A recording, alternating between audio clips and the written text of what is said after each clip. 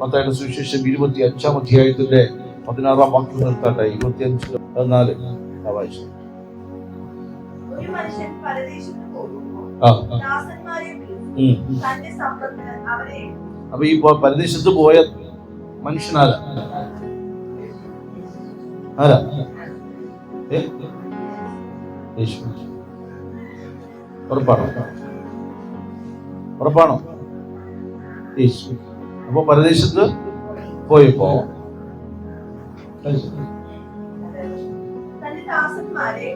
വല്ലവരെയൊക്കെ വിളിച്ച് തന്റെ ദാസന്മാരെ വിളിച്ച്, അവിടെ അണ്ടർലൈൻ ചെയ്യുക, തന്റെ സമ്പത്ത്. അപ്പൊ പരദേശത്തേക്ക് പോയപ്പോ തനിക്കുള്ള സമ്പത്തെല്ലാം ആരെ ഏൽപ്പിച്ചിട്ട് പോയി? ആമേൻ. കർത്താവ് അത് കൂടെ കൊണ്ടുപോയില്ല. ഹല്ലേലൂയ. ആത്മാവായ ദൈവം ഇവിടെ തന്നത് ഇവിടെ തന്നെ, ഏൽപ്പിച്ചത് ഇവിടെ തന്നെ. തന്റെ പറയാനില്ലേ, പരിശുദ്ധാത്മാവിന്റെ ഒരു ഇനിയുണ്ട്, എന്നെ തുടരണമേ, എന്നെ ഒന്നുകൂടെ തുടരണമേ. തൊട്ടതിന് നീ ഒന്ന് തിരിച്ചറിയും. കൂടെ ഉള്ളവനെ അറിയുന്നു. ആമേൻ. എന്റെ ദേഹത്ത് പറ്റിയിരിക്കുന്ന പുഴുവിനെ കുറിച്ച് നിനക്കൊരു വിചാരമുണ്ടോ?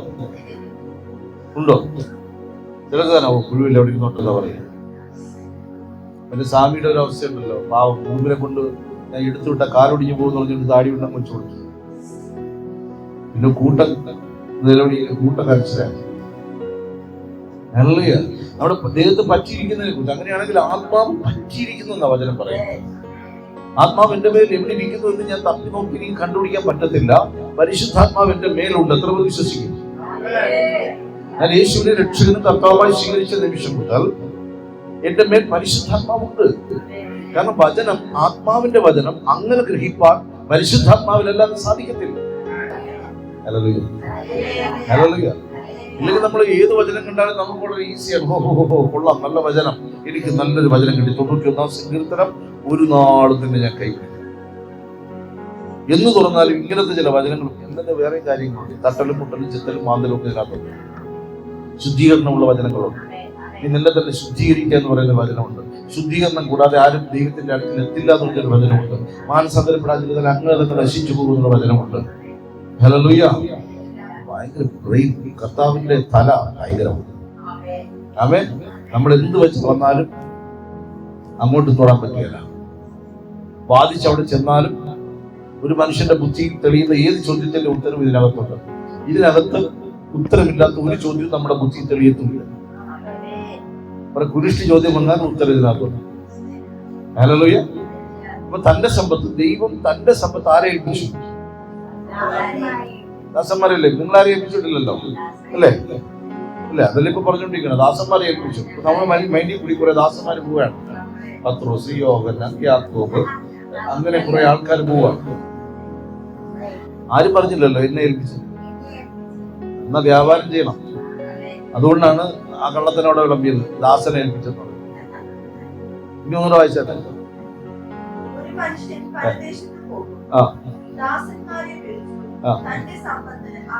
അത് നിന്നെ വിളിച്ച് നിന്നെ ഏൽപ്പിച്ചെന്ന് പറഞ്ഞൂടെ?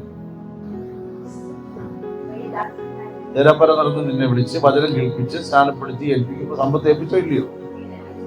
ഏൽപ്പിച്ചോ? എവിടെ ഏൽപ്പിച്ചു? അടുത്ത ഒരുവന്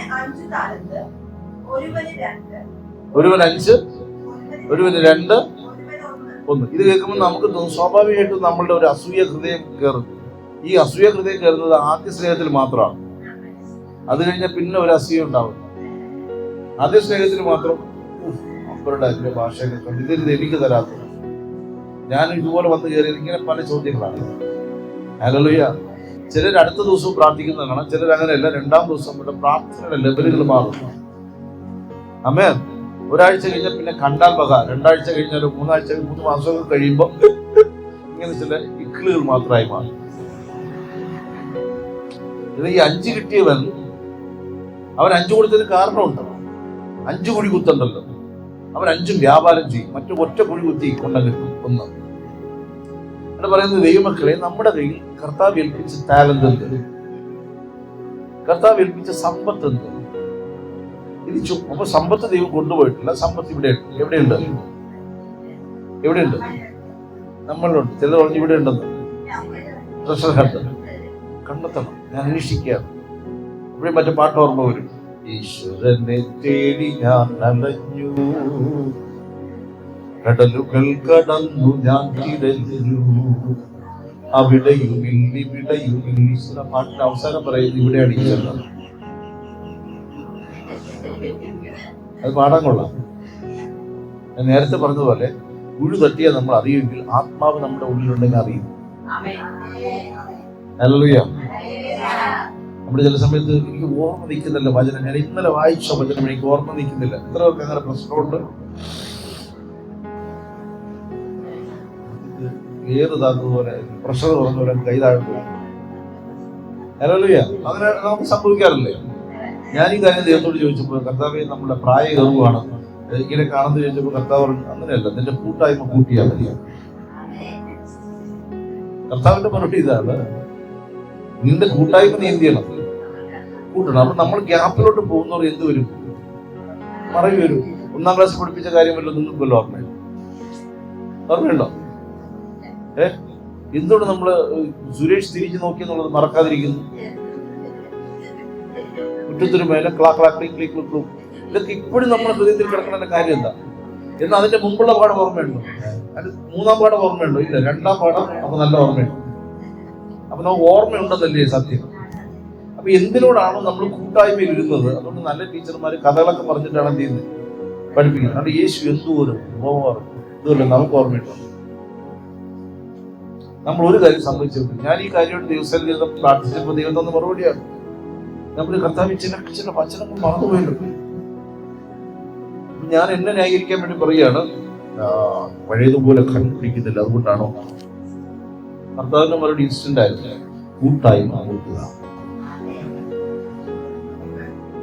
വചനം വായിക്കാൻ പറഞ്ഞില്ല, കൂട്ടായ്മ കൂട്ടുക. ആരോട് കൂട്ടുക? ആരോടുള്ള കൂട്ടായ്മ? ദൈവത്തോട്. ദൈവത്തോടുള്ള കൂട്ടായ്മ കുറയുന്നെങ്കിൽ നമ്മൾ ആ കൂട്ടായ്മ വേറെ എവിടെയൊക്കെ ചിലവഴിക്കുന്നു എന്നുള്ളതാണ്. ഹല്ലേലൂയ. ചില നരകത്തിന്റെ തീ കത്തിക്കുന്ന നാവിൽ ഇന്ന് നാവല്ല കത്തിച്ചോണ്ടിരിക്കണേ. മൊബൈലൊക്കെ കൈ കിട്ടി അതിന്റെ ഒരു ഭാവമുണ്ട്. അതിങ്ങനെ മതി എത്ര മണിക്കൂറുകൾ വേണമെങ്കിലും. പിന്നെ കൂടെ കൂടെ ഞാൻ നേരത്തെ പറഞ്ഞ 2 എക്കിളെടുത്തൊരു പാട്ട് കേൾക്കും. ആരാധന എന്ന് പറയുമ്പോ ഈ വഴുതി പോയതിന് ഒരു മാനസാന്തരം. ഇങ്ങനെ പോയാൽ ശരിയാവത്തില്ല എന്ന് വെച്ചിട്ട് അതിൻ്റെ ഇടയ്ക്ക് ഒരു പാട്ടിട്ട് കേട്ടു. ഞാൻ പോയിട്ടില്ല, ഞാൻ ഇപ്പിടിക്കപ്പെടുന്നുണ്ട്, ജീവൻ ഉണ്ട്, ഞാൻ പൂർണ്ണമായി നശിച്ചിട്ടില്ലെന്ന്. കർത്താവ് പറയാ, മോനെ ഉറങ്ങാണ്, ഉറങ്ങണ വചനം വായിക്കുക, ഉറങ്ങി വചനം വായിക്കുവാണ്. അല്ല, ഹല്ലേലൂയ. നിനക്കൂടെ ഉള്ളതേ പറഞ്ഞു, ശ്രദ്ധിച്ചോണ്ടിരിക്കും. അപ്പൊ നമ്മുടെ സമയത്തെ കവർന്നെടുക്കുന്നുണ്ടെങ്കിൽ നമ്മൾ സമ്പത്തിനെ എന്ത് ചെയ്യുന്നില്ല? വ്യാപാരം ചെയ്യുന്നില്ല. ആമേൻ. വായിച്ചേ.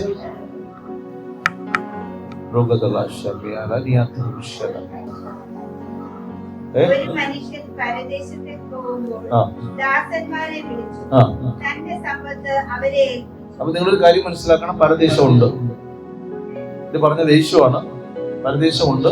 അവിടെ ചില നിർമ്മിതികൾ നടത്താനാണ് പോകുന്നത്. അപ്പൊ നമ്മൾ ചോദിക്കും, ഈ ബേസ് ഇല്ലാതെ എങ്ങനെ നിർമ്മിതി നടത്തും? ചില സമയത്ത് ഈ കുഞ്ഞു ചോദിക്കുന്ന ചോദ്യങ്ങളായിട്ട് ഞാൻ അന്തം വിട്ട്, ഈ സൂര്യനാണോ മേളിൽ നിൽക്കുന്നത്, സ്റ്റാറാണോ മേളിൽ നിൽക്കുന്നത്, പിന്നെ ഇതിനെന്തിന് ചന്ദ്രനെന്ന് പേര് കൊടുക്കും, അല്ലെങ്കിൽ ഇതിന്റെ ഇങ്ങനെ ഈ ഗ്യാപ്പ് എന്ത്, എത്ര ദൂരം അളന്ന് പറഞ്ഞില്ല. ഹല്ലേലൂയ. അപ്പൊ ഞാൻ പറഞ്ഞു, നീ ഒരു സമയം എത്തുമ്പോ ടീച്ചർമാര് പറഞ്ഞു തരും, വിടാൻ നിവൃത്തിയില്ല, അത് ചോദിക്കാൻ. ശരിയാ, നമ്മളിങ്ങനെ ചോദിക്കും, നമുക്ക് ഇതിനെ കുറിച്ചൊക്കെ എന്തൊരു ജ്ഞാനം.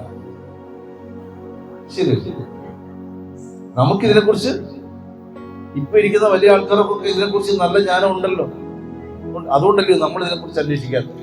ജ്ഞാനം കുറവുള്ളവർ അന്വേഷിക്കും. ഹല്ലേലൂയ. നമുക്കിതൊക്കെ ഓർമ്മ വരണമെങ്കിൽ മറ്റേ പാട്ട് വരണം. ദൂരവാലിൽ സൂര്യചന്ദ്രഗോളവും കടന്നു ഞാൻ വീടുന്നു. അത് മറ്റേ അക്കരെ പോക്കുള്ള ആ പാട്ടാണ്. ഹല്ലേലൂയ. അല്ലെങ്കിൽ പിന്നെ മറ്റൊരു പാട്ടുണ്ടല്ലോ, മൽപ്രിയയിലൊരു വരി ഉണ്ടല്ലോ, സൂര്യചന്ദ്ര താരങ്ങളെ സ്വർഗനാട്ടിൽ. അവസാനം ഞാൻ കുഞ്ഞിനോട് പറഞ്ഞു, മോനെ ഇതിന്റെ എല്ലാത്തിന്റെയും മുകളിലാണ് സ്വർഗം എന്ന് പറഞ്ഞാൽ ചാപ്റ്റർ ക്ലോസ്. ഹല്ലേലൂയ. അങ്ങനെ അളക്കം നമ്മളെ കൊണ്ട് പറ്റില്ല. ഭൂമിയെ പോലും പറയുന്ന കണക്കല്ലേ നമുക്കറിയാവൂ. നാളെ മാറ്റി 2 ഇഞ്ച് കൂടിപ്പോയെന്ന് പറഞ്ഞാലും നമ്മൾ വിശ്വസിക്കണം. മനസ്സിലാവുന്നത്? അല്ല, നമുക്കിതിനെ കുറിച്ച് അറിയില്ല. നമുക്ക് ആത്മാവിനെ കുറിച്ച് അറിയാമെങ്കിൽ ഈ ആത്മാവിനെ കീഴടങ്ങ്, പരിശുദ്ധാത്മാവിനെ ഏൽപ്പിച്ചു കൊടുക്ക്. ഹല്ലേലൂയ. ഹല്ലേലൂയ. കരമൊരുത്തി മാത്രം കൊടുത്താൽ ഈ സമ്പത്തിനെ കുറിച്ച് ഭയങ്കര ഒരു പല ഘട്ടങ്ങളിലായി കർത്താവ് ഉപമകളിൽ കൂടി ഇത് പറഞ്ഞു. ഒരു വചനം എടുത്താട്ടെ, നിങ്ങളായിട്ട് വിളിച്ചെടുത്തത് ദ്രഹ്മ പത്രോസ് മീനിനകത്തുനിന്ന് എടുത്ത ആ ഭാഗം. ആദ്യം കിട്ടുന്നവർക്ക് ട്രോഫി.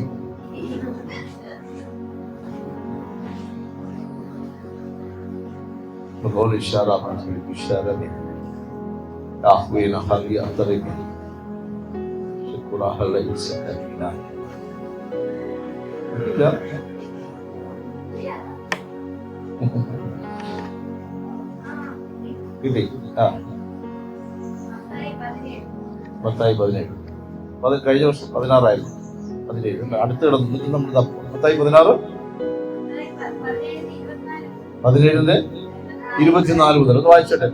17ന്റെ 24 മുതൽ. കഫർന്നഹൂമിലെത്തിയാറെ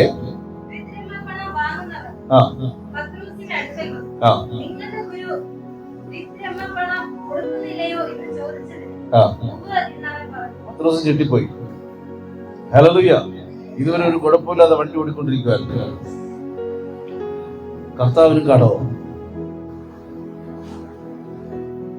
ഹല്ലേലൂയ. കർത്താവിനും കടവന്നോ? അപ്പോൾ ഇത് കർത്താവിന്റെ കാര്യത്തെ കുറിച്ച് എന്റെ അടുത്ത് ചോദിക്കാൻ പറ്റും. പത്രോസിന്റെ അടുത്താണ് ചോദിച്ചത്, നിന്റെ ഗുരു ടാക്സ് അടച്ചിട്ടുണ്ട്. എന്തൊരു വായിച്ചപ്പ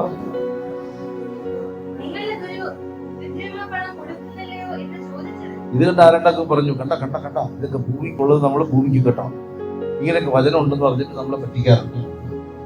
ഇവിടെ പറയാണ് പത്രോസിനാടാണ് ചോദിച്ചത്, യേശുവിനോടൊക്കെ പോയി ചോദിച്ചില്ല. പത്രോസിനാടാണ് ചോദിച്ചത്. പത്രോസിന് ചില ആശങ്കകളുണ്ട്. അതുകൊണ്ട് പത്രോസ് ചിലപ്പോൾ ചോദിക്കാറുണ്ട്, സംഗതി ഞങ്ങൾ വള്ളവും വലയൊക്കെ വിട്ട് ഇറങ്ങി വന്നു, ഞങ്ങൾക്ക് വല്ലത് കിട്ടുമോ? ഈ ചോദ്യം ആ മനുഷ്യൻ ചോദിക്കാറുണ്ട്. ചോദിച്ചിട്ടുണ്ടെന്നാണ് വചനം. ശരിയല്ലേ? അതുകൊണ്ട് തന്നെ കൃത്യമായിട്ട് ടാക്സ് പിരിക്കേണ്ടവൻ എവിടെ വന്നു? ഇപ്പൊ ഓടി വന്ന് ടാക്സ് പിരിക്കുന്ന സമയമാവും, കാലം വിളിച്ച് കാശിട്ട് പോകും. അതുപോലെ ടാക്സ് പിരിക്കേണ്ടെന്ന് വന്ന് ഈ കൂട്ടത്തിൽ പത്രോസാണ് ഇങ്ങനെ നിൽക്കുന്നത് കണ്ടിട്ട് കൊള്ളാം, വിളിച്ച് ചോദിക്കാം. യോഹന്നാൻ ചെറുത് ചോദിക്കണ്ട, ഇവരോട് ചോദിക്കാന്ന് പറഞ്ഞിട്ട് നിന്റെ ഗുരു ടാക്സ് അടച്ചിട്ടില്ല. അടുത്ത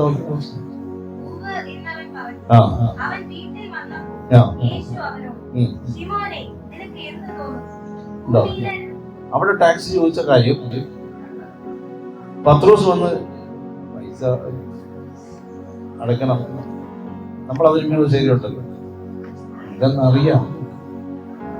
പക്ഷെ അവര് ചോദിച്ചു.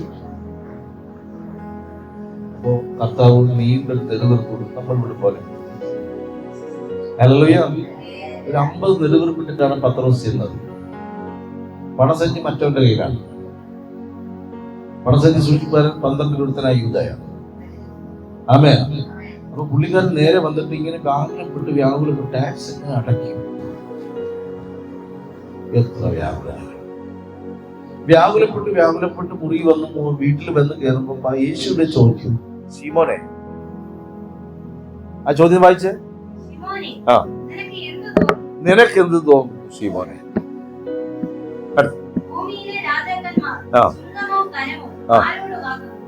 ഭൂമിയിലെ രാജാക്കന്മാർ ചുങ്കമോ കരമോ ആരുടേതിൽ നിന്ന് വാങ്ങും?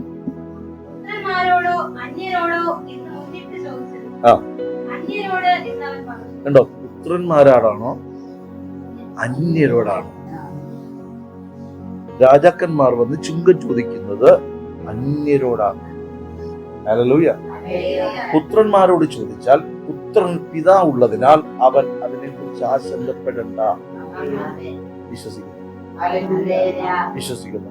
1000 രൂപ കടം കൊടുക്കാനുള്ള അല്ലെങ്കിൽ തിരിച്ചു കൊടുക്കാനുള്ള ഒരു ആവശ്യം, അല്ലെങ്കിൽ അടയ്ക്കാനുള്ള ഒരു പൈസയെക്കുറിച്ച് വന്ന് ചോദിക്കുമ്പോൾ, നിയമപരമായി കൊടുക്കേണ്ട ഒരു വിഷയത്തെക്കുറിച്ച് ചോദിക്കുമ്പോൾ, നിന്റെ കയ്യിൽ ഒന്നുമില്ലെന്ന് പറഞ്ഞ് കൈ മലർത്തേണ്ട.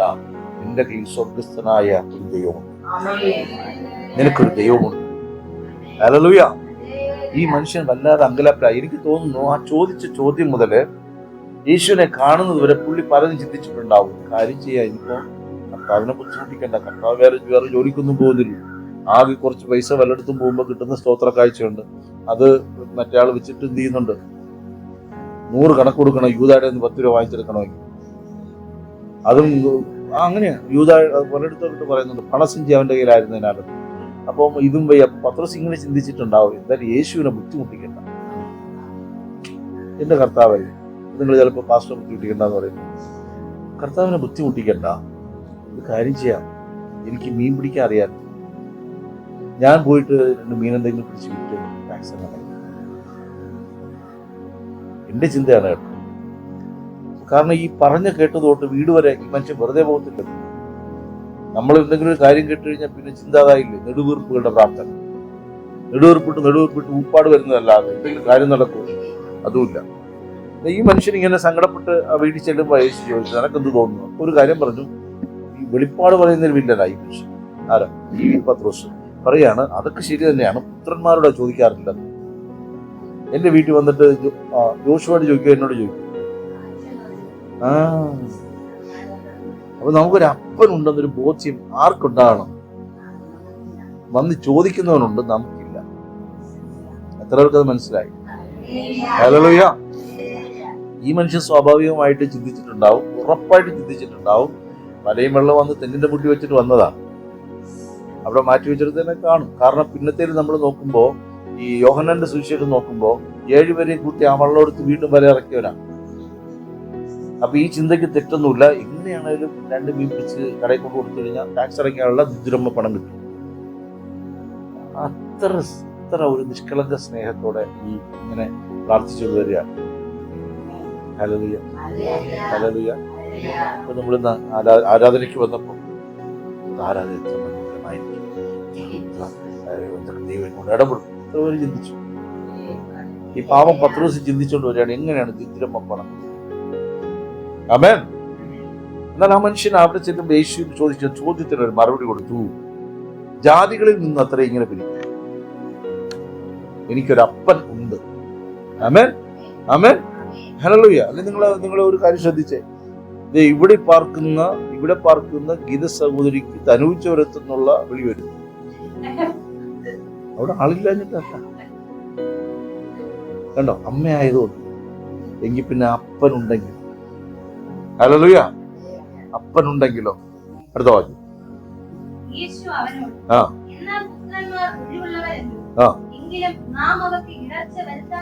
പുത്രന്മാരെ, നിങ്ങൾക്ക് ഒഴിവുണ്ട്, നിങ്ങൾ ഭയപ്പെടേണ്ട എന്നതിന്റെ അർത്ഥം. അപ്പൊ പറഞ്ഞു, അപ്പൊ പിന്നെ നമ്മളിങ്ങനെ നിയമം തെറ്റിക്കാൻ പറ്റും? ഹല്ലേലൂയ. നിയമം തെറ്റിക്കുന്നവരോട് പറയാണ്, റൈറ്റ് സിഗ്നൽ കണ്ട ലെഫ്റ്റ് സൈഡ് കയറി പോകുന്നവരോട് പറയാണ്. ഞാനടക്കം നമ്മൾ ഒന്ന് താമസിച്ചിറങ്ങും, നേരെ പിടിക്കാൻ വേണ്ടിയിട്ട് ഇടതൂടെയൊക്കെ കയറി അടിച്ചൊക്കെ കയറി പോകരുത്. ഹല്ലേലൂയ. കൃപയാലാണ് അക്കരെ ഇക്കരയൊക്കെ എത്തുന്നത്. അതുകൊണ്ട് പ്രാർത്ഥിച്ചുകൊണ്ട് ഇച്ചിരി നേരത്തേക്ക് ഇറങ്ങി ആ കാര്യത്തിലെത്തണം. അപ്പൊ ഇവിടെ പറയാണ്, വായിച്ചോ. നാം അവർക്ക് ഇടർച്ച വരുത്താതിരിക്കേണ്ടതിന്. ഇപ്പൊ യേശു പറയാണ്, അതൊന്നും കുഴപ്പമില്ല, നീ പോയി പണി നോക്കും, അതൊന്നും കൊടുത്തില്ലെങ്കിൽ കുഴപ്പമൊന്നും, ആൾക്കാരൊന്നും പിരിക്കട്ടെ, ടാക്സ് പിരിച്ചോ. ആമേ. പക്ഷെ പത്രോസ് പറയുന്നതായിരിക്കും, പറയാം, അപ്പുറത്തെ കവലയിൽ അവർ പിടിച്ചോണ്ടിരിക്കും, ഞാൻ ഇന്നലെ ഇത് ഒഴിക്കും,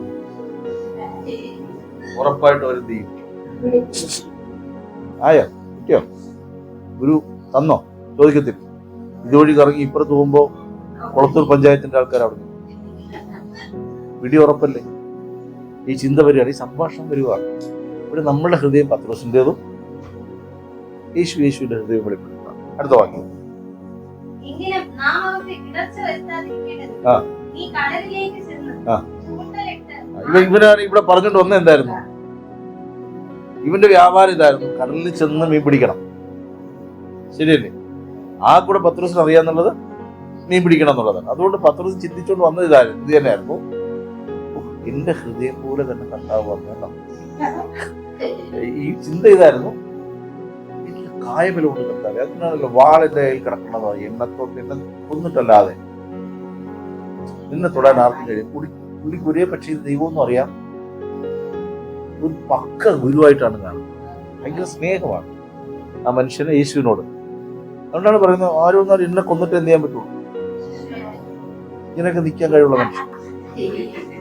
അപ്പോ പത്രോസിനോട് തന്നെ കർത്താവ് ചോദിച്ചു, വാളെടുത്തു തോന്നുന്നു. ആ എടുത്തിട്ടുണ്ട്, എല്ലാം റെഡിയായിട്ടുണ്ട്. ഇതറിയാം. ഈ മനുഷ്യൻ അവിടുന്ന് ഈ ടാക്സിന്റെ ചോദ്യം തൊട്ട് അങ്ങോട്ട് വരുമ്പോ നിശ്ചയമായിട്ട് ഒരു സംഭാഷണം അദ്ദേഹത്തിന്റെ ഹൃദയത്തിനകത്ത് നടന്നിട്ടുണ്ട്. എന്റെ കർത്താവിനെ ഞാൻ ബുദ്ധിമുട്ടിക്കുന്നില്ല. നമ്മളുടെ ഒരു ഭാവം, നമുക്ക് അങ്ങനെ ഒരു ഭാവം ഉണ്ടല്ലോ.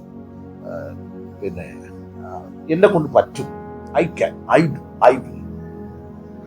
ഡണ്ണ് മാത്രം കാണുക, മിസ്സിങ് ആയിരിക്കും. ആമേൻ. ഡണ്ണടിക്കേണ്ട സ്ഥലത്തുമ്പോൾ ഡണ്ണ് കാണുക, ബാക്കിയെല്ലാം കറക്റ്റ് ആയിരിക്കും. അപ്പൊ അതുകൊണ്ട് തന്നെ കർത്താവ് പറഞ്ഞു, പിടിക്കാൻ വേണ്ടി ഇരിക്കുമല്ലോ, നീ പോയി ചൂണ്ടെടുക്കണം. ഹല്ലേലൂയ. ചില കാര്യങ്ങളിൽ നീ പോയിട്ട് വന്നൊക്കെ പറയുന്നതിന്റെ കാര്യം ഇതാണ്. ആമേൻ. ചിലർക്ക് അങ്ങനെയല്ല, എങ്ങനെയാണെങ്കിലും എന്താണെങ്കിലും പാന്തി പറഞ്ഞ് എന്തെങ്കിലും എടുത്തിട്ട് പോയാൽ പറ്റും. ആ ശരി, നീ പാന്തിക്കും എടുത്തോണ്ട് പോകും. ആമേൻ. ബിലാമിന് എങ്ങനെയാണെങ്കിലും ഇനിയിപ്പോ ഒന്നും പറഞ്ഞില്ലെങ്കിലും ബാലാക്കിന്റെ കൂടെ പോയിട്ട് ആ ദേശം ഒന്ന് കാണണം. ആ ദേശത്ത് പോയിട്ട് എന്ത് ചെയ്യണം? അവിടെ പോയിട്ട് ഒരു അല്പം ഒരു സുഖ ചികിത്സ നടത്തണം. അതുകൊണ്ട് തന്നെ ഇങ്ങനെ പോവുകയാണ്. അതുപോലെ ഇവിടെ ഈ മനുഷ്യൻ പറയാണ്, എനിക്ക് അല്ലാതെ കർത്താവിന് 2 ദിരഹ്മ പണം കൊടുക്കാൻ വേണ്ടിയിട്ട് ഈ പാവത്തിനോട്, ഈ മനുഷ്യനോട് കടലിൽ ചെന്ന് മീൻ പിടിക്കാൻ പറയേണ്ട ആവശ്യമുണ്ട്? നീ അതിന് വിട്ടു വരാനല്ലേ പറഞ്ഞേ? പക്ഷെ ഹൃദയം കൊണ്ട് വിട്ടിട്ടില്ല. അതുകൊണ്ട് ഇപ്പോഴും സൂക്ഷിച്ചു വെച്ചിട്ടുണ്ട്. കർത്താവ് പറഞ്ഞു, ചൂണ്ട നിന്റെ കാണും. എന്റെ ചൂണ്ടയാണ് ഇവിടെ ഇരിക്കുന്ന ഓരോ ദൂതകൾ പറയാ കേട്ടോ. ചില ചൂണ്ടകള് അകത്തുണ്ട്. അപ്പൊ പിന്നെ ഹിതം അറിയണം. പോകുന്ന പോക്ക് യഹോവയ്ക്ക് ഹിതമാണോ അല്ലയോ? ചൂണ്ടയെടുത്തു, ഇരയെടുത്തു, എല്ലാം എടുത്തിട്ട് പോകുമ്പോഴും നമ്മൾ പോയി കഴിഞ്ഞു. ഈ മനുഷ്യന്റെ ഹൃദയം ഇന്നലെ കടക്കരയിലുണ്ട്. ഏത് ഭാഗത്തിട്ടാൽ മുഴുത്ത മീൻ കിട്ടുന്ന ഒരു ഐഡിയ ഉണ്ട്. ആള് എവിടെ നിൽക്കുക ഇപ്പോഴും, ശരീരം മാത്രമേ എവിടെയുള്ളൂ. അതുകൊണ്ട് കർത്താവ് പറഞ്ഞു, മോനെ നീ ഒരു കാര്യം ചെയ്ത്, നീ ഒരു ചൂണ്ടെടുത്തോണ്ട് പോ. അവിടെ ചെല്ലുമ്പോ പത്രോസിന്റെ വിചാരം ഇതാണ്, എന്റെ വിചാരവും ദൈവത്തിന്റെ വിചാരവും ഒത്തു, ഒരുപോലെ ഒത്തു. സന്തോഷത്തോടെ ഈ മനുഷ്യൻ പോവാ. പോയിട്ട് എന്ത് ചെയ്തു? അവിടെ നിന്ന് ചൂണ്ടലിട്ട്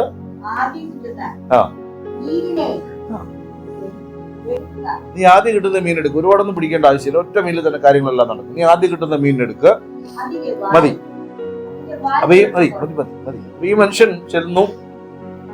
പത്രോസിന് സന്തോഷമായി, എന്നിൽ നിന്നൊന്ന് കർത്താവ് സ്വീകരിക്കും, എന്റെ അധ്വാനം കർത്താവ് സ്വീകരിക്കും. ആമേൻ. പണ്ട് ഒരു രാത്രി മുഴുവൻ അധ്വാനിച്ചിട്ട് കിട്ടാത്തവനാ, അതേ ഒറ്റ ക്ലിക്കിൽ തന്നെ ചൂണ്ടയിൽ മീൻ കൊടുത്തു. മീനിലേക്ക് ഇങ്ങനെ വലിച്ചു കയറ്റുമ്പോ പത്രോസിന്റെ ധാരണയുണ്ട്, ഈ മീനിനെ ഞാൻ കയറ്റി ഈ മീനിനെ കൊണ്ട് വിറ്റ് തീർക്കാന്നാ ചിന്തിച്ചിട്ട് വന്നേ. പക്ഷെ കർത്താവ് പറഞ്ഞു, ആ മീന് ഈ ലോകത്തിൽ കിടക്കണ്ട, മീൻ നീ വിൽക്കണ്ട, എന്നാൽ ആ മീനിന്റെ അകത്ത് 2 ദിരഹ്മ പണം ഞാൻ വച്ചിട്ടുണ്ട്, നീ അത് എടുത്താൽ മതി. നിന്റെ അധ്വാന ഫലമല്ല, നിന്റെ അധ്വാനമല്ല എന്നെ പ്രസാദിപ്പിക്കുന്നത്, എങ്കിലുള്ള വിശ്വാസമാണ്. ഹല്ലേലൂയ. എന്റെ നാമമാണ് നിന്നെ സമ്പന്നനാക്കുന്നത്. എത്ര പേർക്ക് ഈ മർമ്മം മനസ്സിലാകും? അവന്റെ കൂട്ടായ്മയാണ് നമ്മളെ നടത്തുന്നത്. യേശുവിന്റെ കൂട്ടായ്മയാണ്. അവൻ എന്റെ ഗുരുവും നാഥനും കർത്താവുമായി ഉള്ളതാണ്. 2 ദിരഹ്മ കൊടുക്കേണ്ടടുത്ത് 2 ദിരഹ്മ കൊടുപ്പാനും, സീസണിനുള്ളത് സീസണിന് കൊടുപ്പാനും, എനിക്ക് വേണ്ടുന്നത് മന്നാ പൊഴിച്ച് തരുവാനും കഴിവുള്ളൊരു സർവശക്തനായ ദൈവമാണ് എന്നെ രക്ഷിച്ചതും വിടുവിച്ചതും എന്നുള്ള എന്റെ ഉള്ളം തിരിച്ചറിയണം. ഹല്ലേലൂയ. അപ്പൊ ഈ മനുഷ്യൻ ഇങ്ങനെ ചിന്തിച്ചു വന്നു, ഈ മീൻ എന്ത് ചെയ്യണം? ഈ മീന് പിടിച്ച് വിറ്റ് ആ പൈസ കൊണ്ട് അടയ്ക്കാന്ന് പറഞ്ഞപ്പോ കർത്താവ് അത് എടുത്തോ? ആ മീൻ എവിടെ പോയെന്ന് പോലും പറയുന്നില്ല. കറി വെക്കാൻ എടുത്തോണ്ട് പോയ കാര്യം പോലും പറയുന്നില്ല. ഹല്ലേലൂയ. പത്രോസ് അമ്മായിയും എടുത്തോണ്ട് പോയിട്ട് കാര്യം ഇന്ന് പിടിച്ചപ്പോൾ കിട്ടിയതാ, കറക്കി കറക്കി കറക്കി. അവിടെ ഒന്നും പറയുന്നില്ല. യേശു പറഞ്ഞ ഒറ്റ കാര്യമുള്ളൂ, പത്രോസേ, ഇതൊക്കെ ആ മനുഷ്യൻ എങ്ങനെ ഗ്രഹിച്ചു എന്നുള്ളതാണ്. അപ്പൊ ഇനി നമ്മൾ പലപ്പോഴും നമ്മൾ അങ്ങോട്ട് അധ്വാനിച്ച് പലതൊക്കെ നേടുമെന്ന് കരുതുന്ന സ്ഥാനത്ത് കുഞ്ഞുമക്കളെ ഒരു കാര്യം പറയാം, ദൈവസാക്ഷിക്ക് ഒരു കാര്യം പറയാം, മുടിയാതെ നിൽക്കുന്നത് ദൈവം. നീ ദൈവത്തിന്റെ രാജ്യവും നീതിയും സന്തോഷത്തോടെ അന്വേഷിക്കും. നീ ചോദിക്കുന്നതിലും നനയ്ക്കുന്നതിലും അത്യന്തപരമായി ദൈവം തന്നെ നടത്തും. പലപ്പോഴും നമുക്ക് നഷ്ടപ്പെട്ടു പോയത് ദൈവത്തിന്റെ കൂട്ടായ്മയാണ്. നമുക്ക് ലോകവുമായി നല്ല കൂട്ടായ്മയുണ്ട്, കടലുമായി നല്ല ബന്ധം ഇപ്പോഴും മനുഷ്യനുണ്ട്. കണ്ടോ, എവിടെ ഇടണമെന്നറിയാം.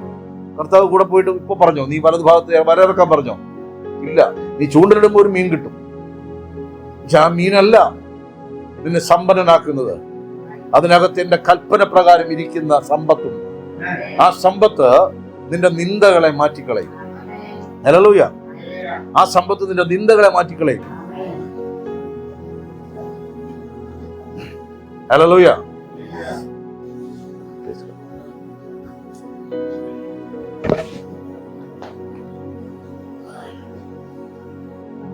ആ സമ്പത്തിന്റെ നിന്ദകളെ മാറ്റിക്കളയും. എത്ര പേർക്ക് മനസ്സിലാവും?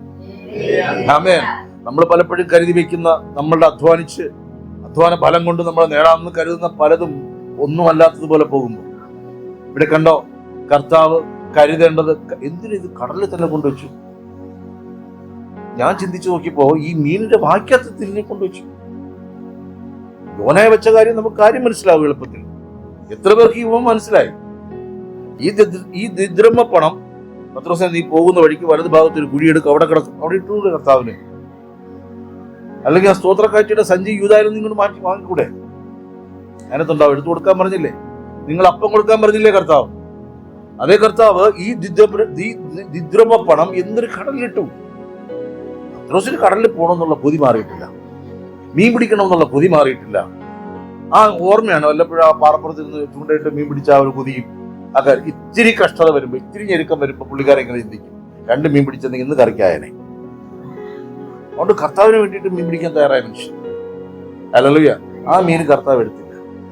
എന്നാൽ അതിനകത്ത് ദൈവം കരുതി വെച്ച സമ്പത്ത് അവനെ സമ്പന്നനാക്കി, അവന്റെ നിന്ദകളെ മാറ്റിക്കളഞ്ഞു. ഹല്ലേലൂയ. ടാക്സ് അടയ്ക്കാനുള്ള പണം അവിടെ വെച്ചു. എന്തൊരു അത്ഭുതമാണ് കർത്താവ് ചെയ്തിരിക്കുന്നത്. ഹല്ലേലൂയ. നമ്മൾ ടാക്സ് അടയ്ക്കാനുള്ള പണം ഉണ്ടാക്കാൻ വേണ്ടി നമ്മൾ അധ്വാനിക്കും, ഓടും. നമ്മൾ അതിലൊന്ന് വല്ലതും മിച്ചമുണ്ടോ എന്നൊക്കെ കണക്ക് നോക്കും. ടാക്സ് അല്ലേ, പിന്നെ അടയ്ക്കാം. ടാക്സ് ഇന്ന് വരെ കറക്റ്റ് അടച്ചാറുണ്ട്? ഹല്ലേലൂയ. ആരുമില്ല. ഇതിന്റെ കർത്താവ് കറക്റ്റ് അടച്ചിട്ടുണ്ടാവും. ഹല്ലേലൂയ. ഈ പഞ്ചായത്തുകാർ നമ്മുടെ വീട്ടിന്റെ മുമ്പിൽ വന്നിട്ടില്ലെങ്കിൽ 5-10 വർഷത്തെ ടാക്സിന്റെ ഇത് കിടക്കും. ലോൺ എടുക്കാൻ പോകുമ്പോൾ വേണ്ടി മാത്രമാണ് വസ്തുവിന്റെ കരം അടയ്ക്കുന്നത്. ശരിയല്ലേ? എനിക്ക് അനുഭവമുള്ളതുകൊണ്ട് ഞാനീ പറയാം. ഇല്ലെങ്കിൽ 10 വർഷത്തെ കരമൊക്കെ ഇങ്ങനെ കിടക്കണം, ആരും തിരിഞ്ഞു നോക്കുകയല്ല. അതൊക്കെ ഗവൺമെന്റ് കാര്യമില്ലെന്ന് പറഞ്ഞ് കിടക്കുക. പക്ഷെ ഇവിടെ നോക്കിയേ, എന്നെ കുറിച്ചും അവനിൽ ആശ്രയിച്ചവനെ കുറിച്ചും അവന്റെ നാമത്തിന്റെ പുറകെ നടന്നവനെ കുറിച്ചും എന്റെ കർത്താവിന് നല്ല വിചാരമുണ്ട്. നമ്മുടെ ആശങ്കകളും ഭാരങ്ങളും ഒക്കെ വിട്ടുകളയും. നമുക്ക് മറ്റൊരു മനോഭാവമുണ്ട്. ആ മനോഭാവം എന്താണെന്നറിയാമോ? യൂദായുടെ മനോഭാവം. സമ്പത്ത് ഏൽപ്പിച്ചിട്ടും യൂദായ്ക്ക് പലപ്പോഴും കൂട്ടായ്മ ആരോടായിരുന്നെന്നറിയാം. ഹല്ലേലൂയ. വായിച്ചോട്ടെ, മത്തായിയുടെ സുവിശേഷം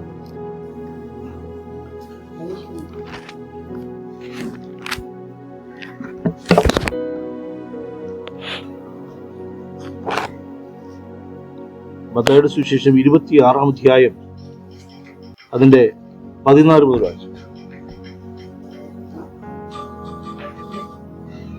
അന്ന് 12 യൂദ ഇസ്കരിയോത്താവ് മഹാപുരോഹിതന്മാരുടെ അടുക്കൽ ചെന്നു, നിങ്ങൾ എന്ത് തരും? ഞാൻ അവനെ കാണിച്ചു തരാം. ഈ ഭാഗം വായിച്ചപ്പോൾ ഭയങ്കര സങ്കടം തോന്നി, ഭയങ്കര വേദന തോന്നി ഈ ഭാഗം വായിച്ചു. കാരണം അവിടെ കണ്ടോ, യേശു തന്നോട് കൂടെ ഇരിപ്പാൻ 12 നിയമിച്ചു. അതിനതാണ് തന്നോട് കൂടെ ഇരിപ്പാനും. മർക്കോസിന്റെ സുവിശേഷം 2-3 കിടപ്പുണ്ട്. തന്നോട് കൂടെ ഇരിപ്പാനും പ്രസംഗിപ്പാൻ അയക്കേണ്ടതിനും ഭൂതങ്ങളെ പുറത്താക്കേണ്ടതിനും അധികാരമുണ്ടാകേണ്ടതിന് തന്നോടുകൂടെ ഇരിപ്പാനാണ് വിളിച്ചത്. അപ്പൊ ഈ 12 ഒരുത്തന്റെ കാര്യം നമ്മളിപ്പോ പറഞ്ഞ ഈ മനുഷ്യൻ കൂടെ കൂടെ എന്ത് കിട്ടും എന്ത് കിട്ടും എന്ന് കർത്താവിനെ കിണ്ടി കിണ്ടി ചോദിച്ച മനുഷ്യൻ. പത്രോസ് കൂടെ കൂടെ ചോദിക്കും എന്ത് കിട്ടും എന്ത് കിട്ടും എന്ത് കിട്ടും. അങ്ങനെ ചോദിക്കുന്നത് തെറ്റൊന്നുമില്ല.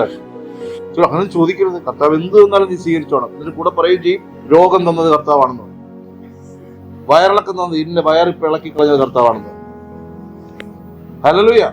സകല ജന്മകളും കർത്താവിന്റെ മുമ്പിലിട്ടിട്ട് അധ്വാന ഫലം മാത്രം ഞാൻ നല്ല രീതിയിൽ ബുദ്ധി ഉപയോഗിച്ചതുകൊണ്ട് എനിക്കിപ്പോ കിട്ടി. സ്തോത്രം കർത്താവേ, നീ എനിക്ക് തന്നു. ഗുളിക കഴിച്ചതിനാൽ സ്തോത്രം. ഇതെല്ലാം വിട്ടിട്ട് ദൈവസന്നിധിയില് യൂദ, ഈ 12 പേരൊരുത്തനാണ് യൂദ. ദൈവത്തോട് കൂടെ ഇരിപ്പാനത്രേ സഭയെ വിളിച്ചിരിക്കുന്നത്. ആമേൻ. ചിലർ പറയാറുണ്ട് എന്നെ ശുദ്ധീകരിച്ചിട്ട് ലെവലാക്കിയിട്ട് അങ്ങോട്ട് കയറ്റത്തുള്ളൂ. അതുകൊണ്ട് പക്ഷെ സഭയിൽ ആര് നടക്കുന്നു? സഭ ആരുടേതാണ്? ആമേൻ. ആ കൂട്ടായ്മയിൽ ഇരിപ്പാനത്രേ അവൻ എന്നെ വിളിച്ചു. എന്നാൽ ഇവിടെ നിങ്ങൾ കണ്ടോ, 12 പേരിൽ ഒരുത്തൻ കർത്താവിന്റെ കൂട്ടായ്മ വിട്ട് കൂട്ടം തെറ്റി നടക്കുന്നവനായിരുന്നു. ആ കൂട്ടം തെറ്റി നടക്കുന്നവനായതുകൊണ്ട് ഇവിടെ യോഗം നടക്കുന്ന സമയത്ത് ഇവൻ എവിടെ ഇരിക്കും? ഇവിടെ 11 ശുശ്രൂഷ ചെയ്യുന്ന സമയത്ത് ഇവൻ ഈ പണം വ്യാപാരം ഉള്ളത് കൊണ്ട് സൂക്ഷിച്ചോണം. പണം വ്യാപാരം ഉള്ളത് കൊണ്ട് ഈ എല്ലാ കാര്യവും വാങ്ങാൻ കടയിൽ പോണ ഇവനായിരിക്കും. ശ്രദ്ധിച്ചോണം. പലയിടങ്ങളിലും പറയുന്നുണ്ട് അവനായിരുന്നു ഖജാൻജി. കർത്താവ് അവനെ ഖജാൻജിയായിട്ട് നിയമിച്ചോ? പറയും, ബൈബിളിൽ അങ്ങനെ ഉണ്ടോ? ഖജാൻജി, പ്രസിഡന്റ്, സെക്രട്ടറി അങ്ങനെയൊന്നും വെച്ചില്ല. ആമേൻ. ആകെയുള്ളത് പത്രോസിന്റെ ചുമതല ഏൽപ്പിച്ചു.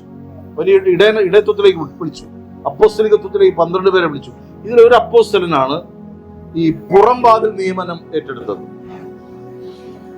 11 പേരും കൂടാര ശുശ്രൂഷയാണ്. ഒരുത്തൻ നിങ്ങൾ എല്ലാവരുടെയും വചനം കേൾക്കും. എല്ലാവരും 12 പേരും നിങ്ങളോട് ഇരിക്കും. ഞാൻ പെട്ടെന്ന് പോയിട്ട് വരാം, ദൈ വന്നു എന്ന് പറഞ്ഞതുപോലെയാണ്. പുള്ളി കൂടെ ഒരു പോക്കാണ്. എവിടെയാ? ചന്തയിൽ പോക്കാണ്. ദൈവമക്കളെ കൂട്ടായ്മ വിട്ട് ചന്തയിൽ പോയാൽ പിടി വീഴും, ഉറപ്പായിട്ടും വീഴും. ഇത് കർത്താവിനെ അറിയാഞ്ഞിട്ടല്ല കേട്ടോ. യൂദ എഴുന്നേറ്റ് പോകുമ്പോ കർത്താവ് ഏറ് കണ്ടിട്ട് നോക്കും, മോനെ. യൂദയ്ക്ക് അത് മനസ്സിലാവുകയില്ല. അപ്പൊ യൂദ നല്ല എരിവ്. അപ്പൊ 11 പേര് പറയും, അവന്റെ ആ എരിവ് കണ്ടോ, അവന്റെ ആ ഒരു ജോലി ചെയ്യാനുള്ള ഒരു, നമ്മൾ പറയാറില്ലേ, ആ ഒരു ചാകാനുള്ള എരിവായിരുന്നു. ഇത് അറിയാന്നുള്ള ദൈവത്തിന് മാത്രം. ആവശ്യമില്ലാത്ത എരിവൊന്നും കാണിക്കരുത്. കാണിക്കേണ്ടത് പോലെ കാണിച്ച കൂടാരത്തിന് അകത്തിരുന്നാണ് അക്കരെ കിടക്കുക. അപ്പൊ ഇവൻ വ്യാപാരങ്ങൾക്കായി പുറത്തേക്ക് പോകുമ്പോ 11 പേരുടെ ചാറ്റ പറഞ്ഞു പോകുമ്പോ ഭാവം ഈ മനുഷ്യൻ പൊയ്ക്കൊണ്ടുന്ന എവിടെയെന്നറിയാം. അതാണ് ഇവിടെ എഴുതി വെച്ചിരിക്കുന്നത്. വായിച്ചേട്ടെ ഭാഗം. ഒരുത്തനായ യൂദ. ഇവനെന്തിനാ അവിടെ ബന്ധം? ഇവനെന്തിനാ മഹാപുരോഹിതന്മാരുടെ അടുക്കൽ ബന്ധം? ഇവിടെ കർത്താവ് എവിടെ നടന്നു? തോറ്റവർ, പരാജയപ്പെട്ടവർ, കുഷ്ഠരോഗികൾ, സാത്താനാൽ ബന്ധിക്കപ്പെട്ടവർ, പിന്നെ തളർവാദ രോഗികൾ, കണ്ണു കാണാത്തവർ, വേശ്യമാർ, ചുങ്കക്കാർ, ഇവരുടെ ഇടയിൽ നിന്ന് വലിയ ശുശ്രൂഷകൾ ചെയ്യുകയാണ്. യൂദ മഹാപുരോഹിതന്റെ വീട്ടിൽ ചെന്ന് ശുശ്രൂഷ ചെയ്യണം. മനസ്സിലായി? കർത്താവിന് മാത്രം കൊടുക്കും. ദൈവം അയക്കാത്തടുത്ത് പോകരുത്. ദൈവിക കൂട്ടായ്മയിൽ ഇരിക്കേണ്ടടുത്ത് തന്നെ ഇരുന്നതാണ്. ഹല്ലേലൂയ. ആ കൂട്ടായ്മ വിട്ട് കൂട്ടം തെറ്റിയാൽ നമ്മൾ അടുത്തെത്തുന്നത് ഇങ്ങനെ ചില സമ്പന്നന്മാരുടെ ഇടയിലായിരിക്കും. സെയിം ടൈം വലിയ ശുശ്രൂഷകൾ ചെയ്തുകൊണ്ട് ജനാരവം യേശുവിന്റെ കൂടെ നടക്കുന്നുണ്ട്. എന്നാൽ ആ 12 പേരിൽ ഒരുത്തൻ മഹാപുരോഹിതന്റെ വീട്ടിലിരിക്കുകയാണ്. ആമേൻ. അടുത്ത വാക്യം.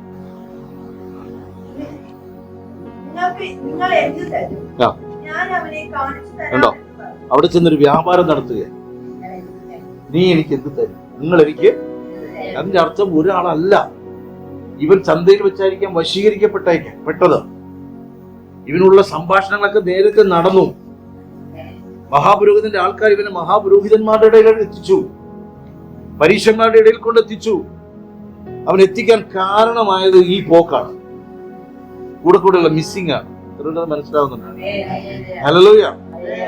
ദൈവം ശിഷ്യത്വത്തിലേക്ക് ഒരുത്തനെ വിളിച്ചുവെങ്കിൽ ആ ശിഷ്യത്വം അവൻ ആദ്യം അംഗീകരിക്കണം. അത് കഴിഞ്ഞേ മറ്റെന്തുമുള്ളൂ എന്ന് അവൻ അംഗീകരിക്കണം. അതല്ലാതെയുള്ള എല്ലാ വ്യാപാരങ്ങളും തകർന്നു പോകും. ഹല്ലേലൂയ. നമ്മൾ പലപ്പോഴും തകർന്നിരിക്കുന്നതിന്റെ ഒരു കാരണം ഈ കൂട്ടായ്മയിൽ ഇരിക്കാത്തത് കൊണ്ടാണ്. കർത്താവിന്റെ അടുക്കൽ ഇരുന്ന് ആ ശബ്ദം കേട്ടിട്ട് കർത്താവ് ഇന്ന് എവിടെ പോകണം എന്നൊരു ചോദ്യം അങ്ങോട്ട് ഇല്ലാത്തത് കൊണ്ടാണ്. നമ്മൾ ഫിക്സ് ചെയ്യും, കർത്താവ് കൂടെ വന്നോണം. ഞങ്ങൾ ഡിസൈഡ് ചെയ്യും, കർത്താവ് ഞങ്ങളെ എന്ത് ചെയ്തോണം?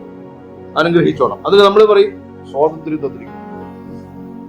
ആമേൻ. ചെയ്യുന്നതിൽ തെറ്റൊന്നുമല്ല, വേണ്ടാത്തതും കൂടെ അതിലൂടെ ചെയ്യുന്നേ ഉള്ളൂ. കാരണം ബുദ്ധി ആരുടേതാ? നമ്മുടെ ബുദ്ധിയാണ്. ഇതിന്റെ കൂടെ മറ്റവ ഇങ്ങനെ ഈ അലുവേര കൂടെ വേറെ സാധനങ്ങൾ ചേർക്കുന്നത് പോലെ മറ്റേ കൂടെ ഇടയ്ക്കിടയ്ക്ക് ചേർത്ത് തരും. നമ്മൾ വിചാരിക്കുമ്പോൾ അവൻ മഹാശല്യക്കാരനൊന്നുമല്ല, ഉമ്മ സാത്താൻ ആവശ്യമില്ല, നമ്മളാ പുള്ളി തെളിയിച്ചു തരാം. വായിച്ചേ.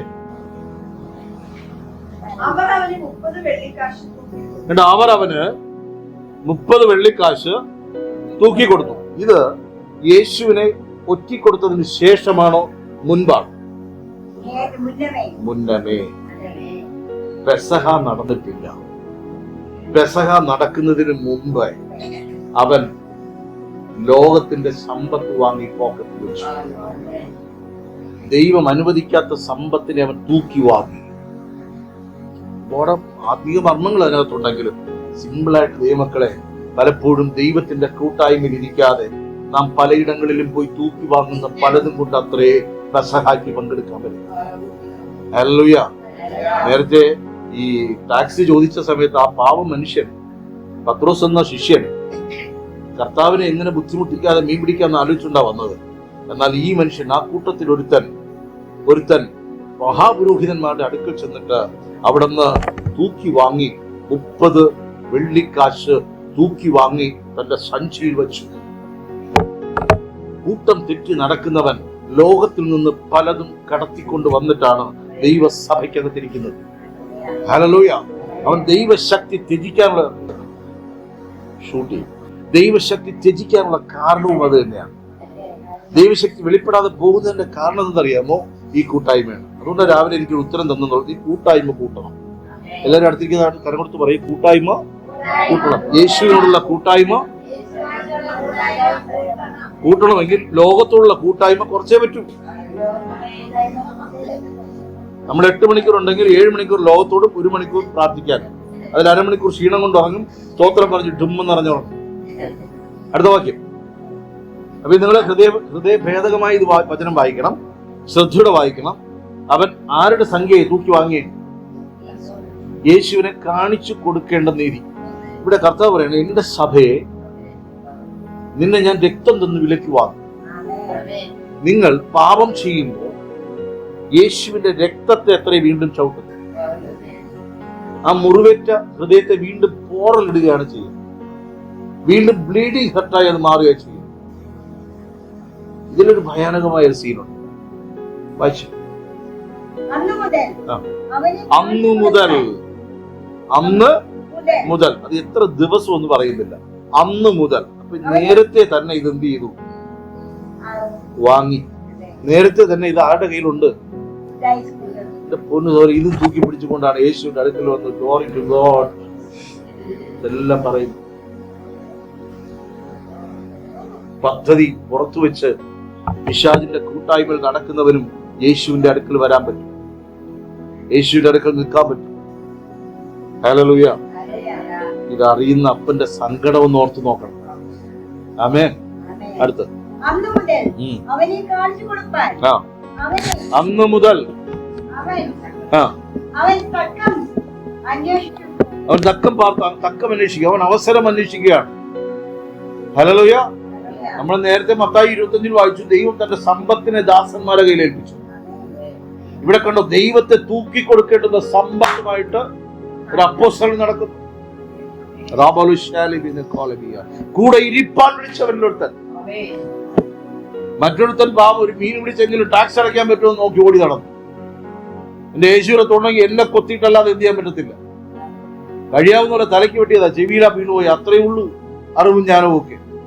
പുള്ളിയൊരു ഗുണ്ടയൊന്നുമല്ല, സ്നേഹം കാരണം എടുത്തു വെച്ച് വെട്ടി. തലയ്ക്ക് വെട്ടിയത് അല്ല, കഴുത്തിന് വെട്ടിയത് എവിടെ എത്തി? അതിന് അത്രയും മുറിയാനും പറ്റത്തുള്ളൂ.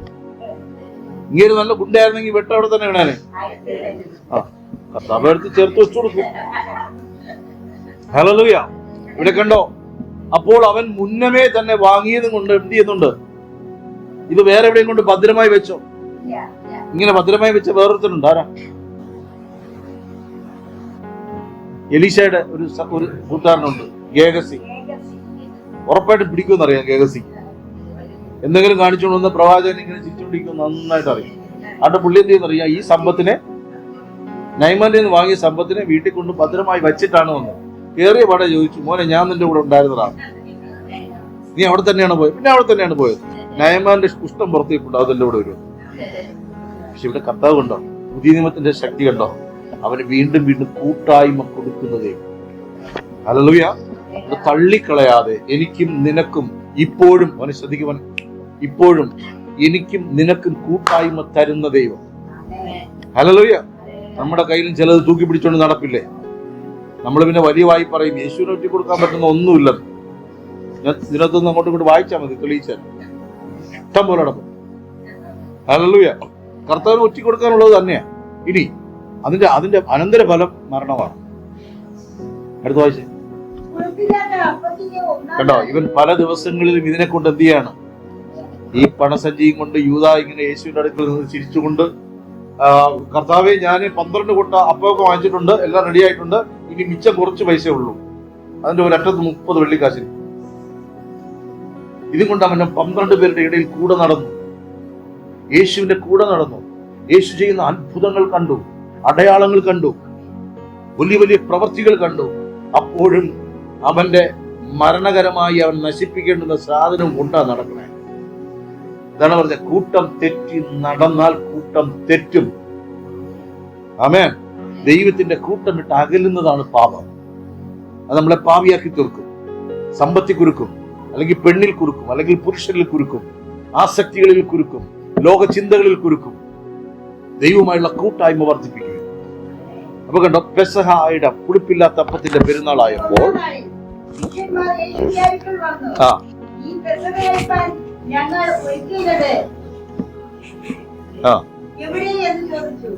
അതിന് അവൻ പറഞ്ഞത്, നിങ്ങൾ നഗരത്തിൽ ഇന്നവന്റെ അടുക്കൽ ചെന്ന് എന്റെ സമയം അടുത്തിരിക്കുന്നു, ഞാൻ എന്റെ ശിഷ്യന്മാരായി നിന്റെ അടുക്കൽ പെസഹ കഴിക്കും എന്ന് ഗുരു പറയുന്നു എന്ന് പറയും.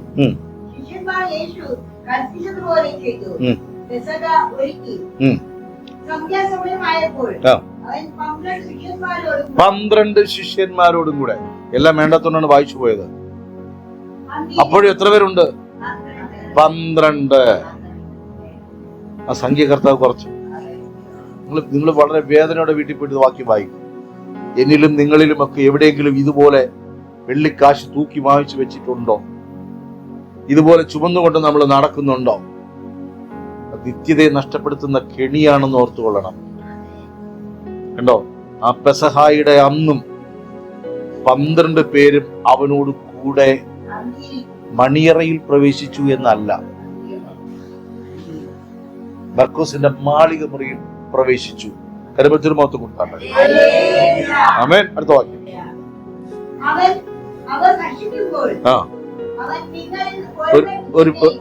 വേറൊരാൾ വായിച്ചു വായിക്കുന്നുണ്ട്. വായിച്ചോ.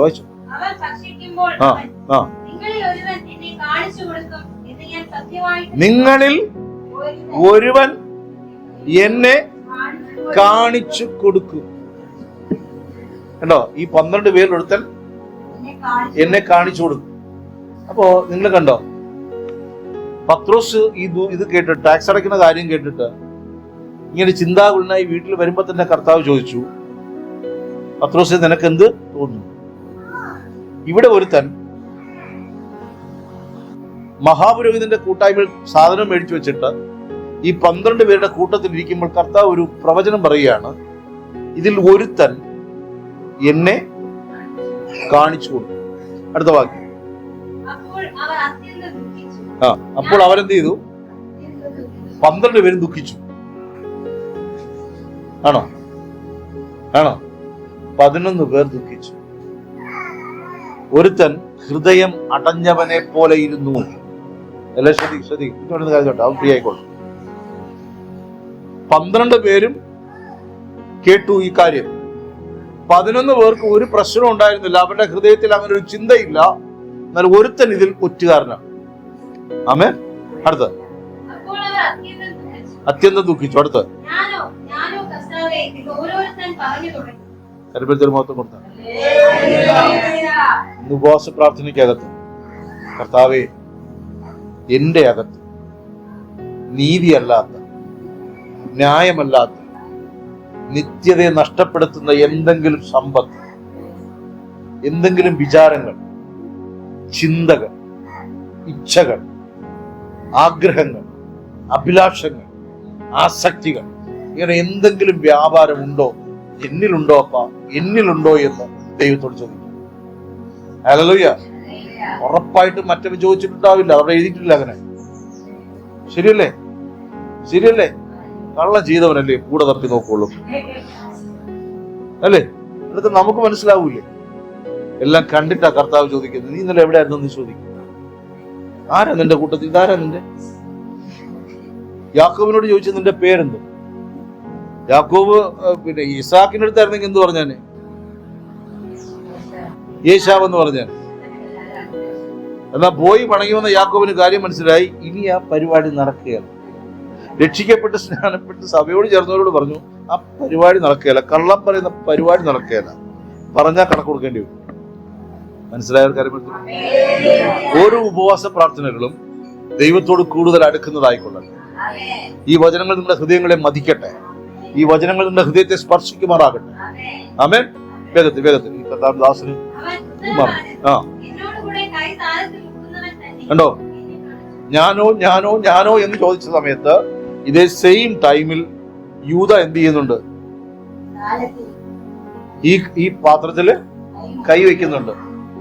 ആ സമയത്ത് യേശു പറഞ്ഞു, എന്നോടുകൂടെ താലത്തിൽ കൈ മുക്കുന്നവൻ തന്നെ. അപ്പോൾ ഈ യൂദ എവിടെ നിൽപ്പുണ്ട്? 2.5 കിലോമീറ്റർ മാറിയാണ്. Very close. ചില ദൂതുകൾ നിങ്ങളുടെ അടുക്കൽ എത്തുമ്പോ വെരി ക്ലോസ്. പരിശുദ്ധാത്മാവ് ചില കാര്യങ്ങൾ വെളിപ്പെടുത്തുന്നത് വളരെ ക്ലോസ് ആയിട്ടാണ്. അപ്പോൾ നമുക്ക് എന്ത് ചെയ്യത്തില്ല? ഈ താലത്തിൽ മുഖ്യവന്റെ അവസ്ഥയാണ്. ഇത് എന്നെ കുറിച്ചേ അല്ല, ഇത് എനിക്കുള്ളതല്ല. ആമേൻ. ചോദിച്ചത് ശിഷ്യന്മാരാ, ഞാനോ ഞാനോ ഞാനോ എന്ന് ചോദിച്ച സമയത്ത് ആ ടൈം വന്നപ്പോ കർത്താവ് പറയാ, എന്തിനാ അതിന്റെ കാര്യം എന്നറിയോ? യൂദായേ, ഇപ്പോഴെങ്കിലും നിന്റെ കയ്യിലിരിക്കുന്ന പണസഞ്ചി പുറത്തെറിഞ്ഞു കളയാൻ നിനക്കൊരവസരം. ഇത്ര ക്ലോസ് ആയിട്ട് നാഥന്റെ യേശുവിന്റെ ശബ്ദം കേട്ട നിമിഷം യൂദായെ മനം തിരിയുവാൻ നിനക്ക് അവസരമുണ്ട്. ആമേൻ. ഹല്ലേലൂയ. അപ്പൊ നമ്മൾ വിചാരിച്ച പോലെ ഞെട്ടലോടെ യൂദ കൈവലിച്ചു. എന്നെ കണ്ടുപിടിച്ചു ദൈവമേ, ഈ ഞാൻ ചെയ്ത കള്ളത്തനൊക്കെ വിളിച്ചു പറയുന്നു. ചില കള്ളന്മാരും കള്ളികൾ ഇരിക്കുന്ന കണ്ടു കഴിഞ്ഞാണ്ടല്ലോ, കണ്ണു അടച്ചിട്ട് അപ്പൊ ഇവിടെ ഗ്ലോറി അടിച്ചോണ്ടിരിക്കും. യൂദായി അടിച്ചുകൊണ്ടൊരു ഗ്ലോറി. ഹല്ലേലൂയ. എന്നാൽ അകത്ത് ദൈവസ്നേഹമുള്ളവൻ ഞെട്ടലോടെ വിറച്ചു പോകും.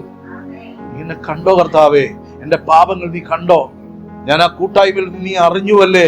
ഇവന് ഭയം വന്നോ? ഒറ്റിക്കൊടുക്കൊന്നല്ലേ യേശു പറഞ്ഞു. ഇനി അതിനകത്ത് മനസ്സിലാക്കാത്ത എന്തെങ്കിലും ആത്മീക ഗ്രീക്കിൽ എഴുതിയ മർമ്മങ്ങളോ എല്ലാം പറഞ്ഞിരിപ്പുണ്ടോ? ഇതൊക്കെ അങ്ങനെയാണ്, മൂലഭാഷയെ പിടിച്ചാലേ കിട്ടത്തുള്ളൂ. അങ്ങനെയുണ്ട്. അപ്പൊ പെട്ടെന്ന് പറഞ്ഞ ഇംഗ്ലീഷ് ബൈബിൾ എടുത്ത് നോക്കും, ഇത് ഒക്കുന്നുണ്ടോ എന്ന് നമ്മൾ എവിടെയെങ്കിലും ഒരു ഒക്കലുണ്ടെങ്കിൽ നടക്കേലേട്ടാ കർത്താവിന്റെ മുമ്പിൽ. ഒത്താലും ഒത്തില്ലെങ്കിൽ പച്ചയോട് പറഞ്ഞു, താലത്തിൽ മുക്കുന്നവൻ തന്നെ. ദൈവമക്കളെ, നമ്മുടെ ദൈവത്തിന്റെ സ്നേഹം നിങ്ങൾ നോക്കിക്കോണം. തന്നെ കൊല്ലാൻ, തന്നെ ഒറ്റിക്കൊടുക്കുവാൻ ഇരിക്കുന്നവൻ അവൻ എന്റെ മുമ്പിൽ വന്ന് ഇത് ചെയ്യുമ്പോഴും ദൈവം അവന് മുന്നറിയിപ്പ് കൊടുക്കുക. സാത്താൻ, ഇപ്പൊ നമുക്ക് തോന്നുകയെ, സാത്താൻ ഭയങ്കരം തന്നെ. സാത്താൻ ഇപ്പോഴും പുറത്തിരിക്കുന്നേ ഉള്ളൂ. പണി അത്രയും നടത്തുന്നാരെന്നറിയോ? യൂദ, മനുഷ്യന്റെ ഹൃദയം. അതുകൊണ്ടാണ് കർത്താവ് പറഞ്ഞു, മനുഷ്യന്റെ ഹൃദയം ദുഷ്ട ഹൃദയം. ഏവനെങ്കിലും ഒരുത്തൻ വീണുപോയാൽ അവനെ പിശാച് വഞ്ചിച്ചളഞ്ഞെന്നാ പറയണേ. അവനെ പിശാച് തള്ളിയിട്ട് വഞ്ചിച്ചു കളഞ്ഞു. അതൊക്കെ ലാസ്റ്റ് ഘട്ടത്താണ് മക്കളെ. ചാടാൻ വേണ്ടി കൊതിയോടിരിക്കുന്നവന് ഈ വെള്ളച്ചാട്ടം ഇഷ്ടം പോലെ ഇല്ലേ? ശരിയല്ലേ? ഇപ്പൊ ഈ മൊബൈൽ ഓഫായ നാളെ മുതൽ ഞാൻ എന്ത് ചിന്തിക്കുമെന്നറിയോ? ഈ പുതിയ പേരുകൾ എനിക്കറിയത്തില്ല. യസവന ഒരു വിനീത ഹൃദയം കണ്ടു. ഒരു പുതിയ സാധനം അടുത്തെങ്ങനെ വാങ്ങാന്ന ഞാൻ ചിന്തിക്കുന്നേ. ഇതെന്തുകൊണ്ട് ഓഫായി എന്ന് ചിന്തിക്കോ? ഇതിലെന്തോ കുരുത്തക്കേട് കണ്ടതുകൊണ്ടല്ലേ ഇത് താഴെ വീണ് പൊട്ടിയെന്ന് ചിന്തിക്കോ? ഇല്ല, ഒന്ന് പൊട്ടിയാൽ ഞാൻ 9 എണ്ണം വേറെ വാങ്ങും. ഇതിൽ പണമുണ്ടല്ലോ. ഹല്ലേലൂയ. ചെറുതാണെങ്കിലും വലുതാണെങ്കിലും വീഴ്ച പരിശോധിക്കണം. ആമേൻ. കൂടെ നിന്ന് കർത്താവ് ചില ദൂതുകളൊക്കെ വിളിച്ചു പറയുമ്പോ ചിലപ്പോ പ്രവാചകന്മാർ വരും. ഇനി പുറത്ത് പ്രവചനം നടക്കും, നോക്കിയോ. ഇത് വരുമ്പോ ഇത് എന്നെ കുറിച്ചല്ല എന്നാരും പറഞ്ഞാലും ദൈവം പിടിക്കും. ഇങ്ങനെ തന്നെ പറയണം, ഇത് എന്നെ കുറിച്ച് തന്നെയാണ് ദൈവം സംസാരിക്കുന്നത്. അടുത്ത വാക്യം.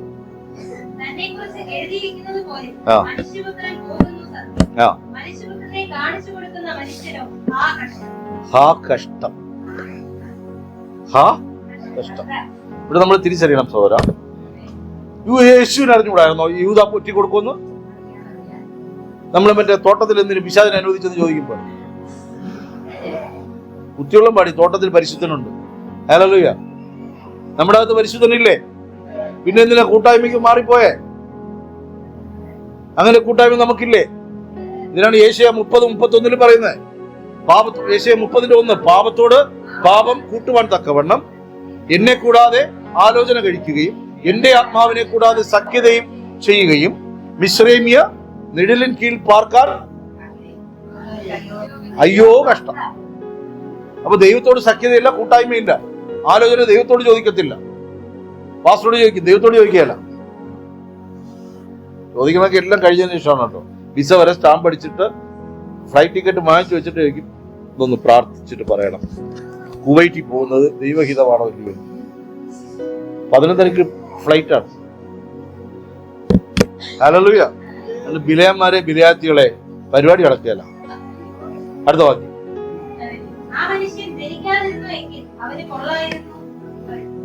അപ്പൊ അവിടെ കർത്താവ് പറയുന്നുണ്ടോ, സൃഷ്ടികർത്താവായ ദൈവം പറയുന്നുണ്ടോ, ഈ മനുഷ്യൻ ജനിക്കാതിരുന്നു എങ്കിൽ അവന് കൊള്ളാമായിരുന്നു. കർത്താവിന് കൊള്ളാമെന്നല്ല പറഞ്ഞു. കർത്താവിന് സങ്കടം കണ്ടു.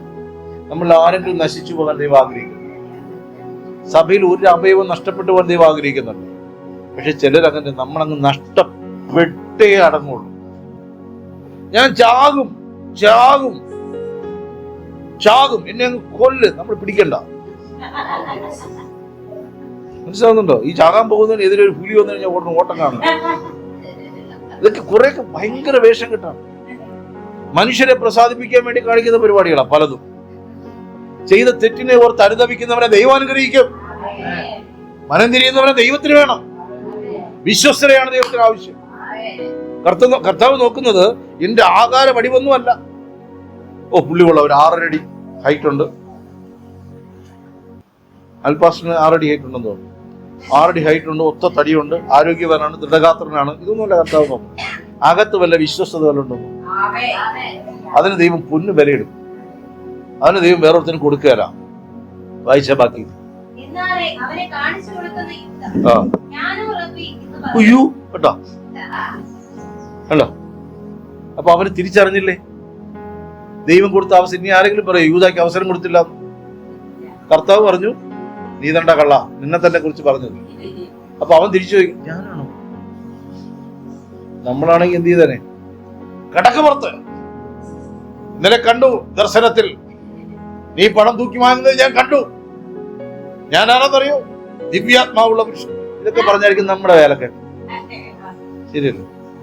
ശരിയല്ലേ? ഞാൻ തന്നെ എത്രയോ പ്രാവശ്യം കഴിഞ്ഞ ദിവസം പ്രാർത്ഥനയിൽ ചില കാര്യങ്ങൾ വെളിപ്പെട്ടു പറഞ്ഞിട്ടുണ്ടോ ഇല്ലയോ? പറഞ്ഞില്ലേ? കർത്താവ് അപ്പൊ ഇവന്റെ ചോദ്യം കണ്ടോ? ഇത് നമ്മളിലേക്ക് ചില യൂത കിടപ്പുണ്ട് കേട്ടോ. ഇടയ്ക്കിടയ്ക്കൊക്കെ ഈ വെട്ടുക്കിളി പുഴു വരും പോലെ ഇടയ്ക്കിടയ്ക്ക് യൂത പോകും. ഞാനാണോ കർത്താവ്? കാശ് എവിടെ ഇരിപ്പുണ്ട്? പേഴ്സിൽ കാശ് ഇരിപ്പുണ്ട്. ബാഗിൽ സഞ്ചിയിൽ എന്തുണ്ട്? തൂക്കി വാങ്ങിയ കാശുണ്ട്.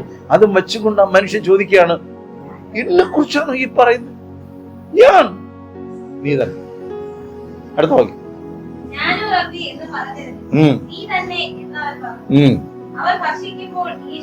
കണ്ടോ? നീ തന്നെ എന്ന് പറഞ്ഞു. ഇപ്പോഴും ആര് പ്രവേശിച്ചിട്ടില്ല.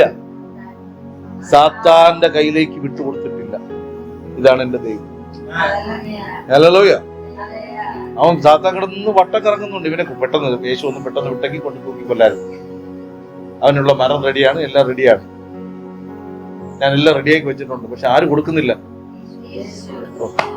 ഹൃദയ വേദന ഉണ്ടായ വാക്കുകളാണ് രാവിലെ വായിക്കുമ്പോൾ. ആമേൻ. അവൻ ആ സാധനം തൂക്കിക്കൊണ്ട് നടക്കുമ്പോ അപ്പോഴും വേണമെങ്കിലും എന്നെ നീ കണ്ടെന്ന് പറഞ്ഞ് കാലേ വീണെങ്കിൽ, ഇതുപോലെ ബിലയാമും പിന്നെ തിരിച്ചു വരാൻ പറ്റിയില്ല. അവൻ അവിടെ വെച്ച് മരിച്ചു, യുദ്ധത്തിൽ മരിച്ചു, കൊല ചെയ്യപ്പെട്ടു. ദൈവമക്കളെ, ദൈവത്തിന്റെ ആത്മാവ് നമുക്ക് വെളിപ്പെടുത്തി തരുന്ന ചില വിഷയങ്ങളുടെ മേൽ നീക്കുപോക്കുകൾ വരേണ്ടതിന് ദൈവം ഡയറക്റ്റ് ചോദിക്കും, ഡയറക്റ്റ് പറയും, നിന്നെ ഞാൻ കണ്ടു, നീ ഇരുട്ടത്തിൽ ചെയ്തത് ഞാൻ കണ്ടു. ഹല്ലേലൂയ. യൂദ കണ്ടില്ല മഹാപുരോഹിതന്റെ അടുക്കൽ നിന്ന് വ്യാപാരം നടക്കുന്ന സമയത്ത്, പക്ഷെ യേശുവിന്റെ കണ്ണ് അവന്റെ കൂടെ ഉണ്ടായിരുന്നു. പരിശുദ്ധാത്മ സാന്നിധ്യം അവനെ കണ്ടു, അവന്റെ കുറവുകളെ കണ്ടു, അവന്റെ തിന്മകളെ കണ്ടു. അപ്പോസ്തലനാണ്, ഒരു അഭിഷിക്തനാണ്. അപ്പൊ പറയൂ, അഭിഷിക്തനെ വീഴ്ത്തിയെങ്കിൽ പിന്നെ ഞാൻ എന്തിന്? ഇതൊന്നും പറഞ്ഞ് രക്ഷപ്പെടാൻ പറ്റില്ല. നമ്മുടെ പരിശുദ്ധാത്മാവുണ്ട്, ആത്മാവ് നമുക്ക് വെളിപ്പെടുത്തി തരും. അവനത് മനസ്സിലായില്ല. ക്ലോസ് റേഞ്ചിൽ നിന്നിട്ട് യേശു പറയുകയാണ്. തിരിച്ച് അവന്റെ മറുപടി ഇതല്ലേ സോറല്ലേ? പലപ്പോഴും പാപത്തെ ഏറ്റുപറയുന്നതിലുള്ള നമ്മുടെ മനോഭാവം ഇതാണോ അല്ലയോ? അല്ലയോ? ആണോ അല്ലയോ? അടുത്ത് അവർ ഭക്ഷിക്കുമ്പോൾ യേശു അപ്പമെടുത്ത് വാഴ്ത്തി നുറുക്കി ശിഷ്യന്മാർക്ക് കൊടുത്തു. വാങ്ങി ഭക്ഷിപ്പിൻ, ഇത് എന്റെ ശരീരം എന്ന് പറഞ്ഞു. പിന്നെ പാനപാത്രം എടുത്ത് സ്തോത്രം ചൊല്ലി അവർക്ക് കൊടുത്തു.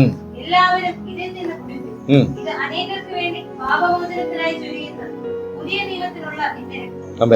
എന്റെ പിതാവിന്റെ രാജ്യത്തിൽ നിങ്ങളോടുകൂടെ പുതിയതായി കുടിക്കുന്ന നിങ്ങളോട് കൂടെ ഈ 12 പേരോട് കൂടെ ഇരിപ്പാനാണ് ഞാൻ ആഗ്രഹിച്ച. പക്ഷേ മറ്റൊരു വചനഭാഗത്തിൽ പറയുന്നു, നിങ്ങളിൽ ഒരുത്തൻ പിശാചാകുന്നു. നിങ്ങളിൽ ഒരുത്തൻ പിശാചിന്റെ പ്രതിനിധി പിശാച് തന്നെ. ദൈവം തന്റെ സദൃശ്യത്തിലും ഛായയിലും സൃഷ്ടിച്ച മനുഷ്യനെ കുറിച്ച്, തന്റെ മക്കളെ കുറിച്ച് അങ്ങനെ പറയേണ്ടി വരുമ്പോൾ വേദന ഒന്ന് ഓർത്തു നോക്ക്. ഇവൻ നശിക്കാൻ പോകുമ്പോൾ ആ വേദന ഒന്ന് ഓർത്തു നോക്ക്. കയ്യിൽ ഇങ്ങനെ സമ്പത്ത്, ലോകത്തിന്റെ സമ്പത്ത് കരുതിയിട്ട് ദൈവത്തെ സേവിക്കാമെന്ന് വിചാരിക്കരുത്. നമ്മളെ അത് വഞ്ചിക്കും, അത് മുള്ളായി മാറും. ആ മുള്ള് കുത്തുകൊണ്ടാൽ പഴുക്കും, അത് മരണകരമായ പരുവായി മാറും. ദൈവം അത് നീക്കിക്കളയും. ഹല്ലേലൂയ. ഞാൻ വിളിച്ചത് നിർത്തുകയാണ്. അതിൽ വ്യക്തമായിട്ട് ഒരു സുവിശേഷത്തിൽ എഴുതിയിട്ടുണ്ട്, ഇവൻ ഖണ്ഡം ഭക്ഷിച്ച ഉടനെ അവനിലേക്ക് സാത്താൻ കടന്നു. ഇനി പറ ദൈവമക്കളെ, നമ്മളാണോ പ്രശ്നക്കാർ? സാത്താനാണോ പ്രശ്നം? ഹല്ലേലൂയ. നമ്മളുടെ ഹൃദയമല്ലയോ പലപ്പോഴും വഞ്ചിച്ചും സാത്താനെ നീ എവിടെ ഉണ്ടെന്ന് അന്വേഷിക്കും. ഇപ്പോ ഇതിനകത്ത് സാത്താനെ കുറിച്ച് അത് കൃത്യമായിട്ട് നിങ്ങൾ വായിക്കും. നിങ്ങൾക്ക് ഞാൻ വേറെ 2 അധ്യായം എടുക്കുകയാണെങ്കിൽ അധ്യായം പറയുന്നില്ല, വായിക്കണ്ട. അത് പറയുകയാണെങ്കിൽ നിങ്ങൾ ഇന്ന് വീട്ടിൽ പോയി അത് വായിച്ചിരിക്കും. നേരെ മറിച്ച് റോമർ 8 വായിക്കാൻ പറഞ്ഞാലോ, നാളെ വായിക്കാമല്ലോ. 8 അല്ലേ ഇന്നലെ എടുത്തത്. 4 സുവിശേഷം വായിക്കാൻ പറഞ്ഞാലോ, തിരിഞ്ഞു നോക്കുക. നെഗറ്റീവ് നമുക്ക് കാണാനും കേൾക്കാനും ഒക്കെ ഇഷ്ടമുണ്ടെങ്കിൽ ഇവന്റെ കൂട്ടത്തിൽ ചെല്ലാം. ഇവിടെ കണ്ടോ, ഒരു പിടി നാണയത്തുട്ടുകളുമായി യേശുവിന്റെ അടുക്കൽ നിൽക്കുന്ന യൂദ അല്പ കഴിയുമ്പോൾ കർത്താവ് വിട്ടു കളഞ്ഞാൽ പിന്നെ അവൻ മരണത്തിലേക്ക്, നിത്യനാശത്തിലേക്ക് പോവുകയാണ്. സാത്താൻ ആരിൽ പ്രവേശിക്കുന്നുവോ അത് സാത്താൻ ഉള്ള ഇടത്തേക്ക് പോകും. ഇനി ആവശ്യമില്ലാതെ അവർ വലിയ ഗുമ്മൊന്നും കൊടുക്കേണ്ട ആവശ്യമില്ല. സാത്താൻ വിളിച്ചോണ്ട് പോയില്ലെങ്കിൽ ആരവിടെ എത്തും? ചാർട്ടും പ്രകാരം എല്ലാം റെഡിയാണ്. യൂദ എങ്ങോട്ട് പോയിക്കൊണ്ടിരിക്കുവാണ്? എങ്ങോട്ട്? നരകത്തിലേക്ക് പോയിക്കൊണ്ടിരിക്കുക. എന്നാൽ 11 വിട്ടുമാറിയോ? അവർ പറ്റി പിടിച്ച് കിടക്കുക, അട്ട പിടിച്ച് കിടക്കുമ്പോൾ കിടക്കുവാണ്. എന്ത് വന്നാലും ഞങ്ങൾ എന്ത് ചെയ്യത്തില്ല, മറ്റേ വള്ളത്തിൽ പിടിച്ച് കിടന്ന പോലെ കിടക്കുവാണ്. പത്രോസ് അപ്പോഴും ഇറങ്ങി നടന്നു യേശുവിന്റെ അടുക്കലേക്ക്. ഞങ്ങൾ നിന്നെ വിട്ട് എവിടെ പോകും? നിത്യജീവന്റെ മൊഴികൾ നിന്നിലല്ലയോ? നിത്യജീവൻ. ഹല്ലേലൂയ.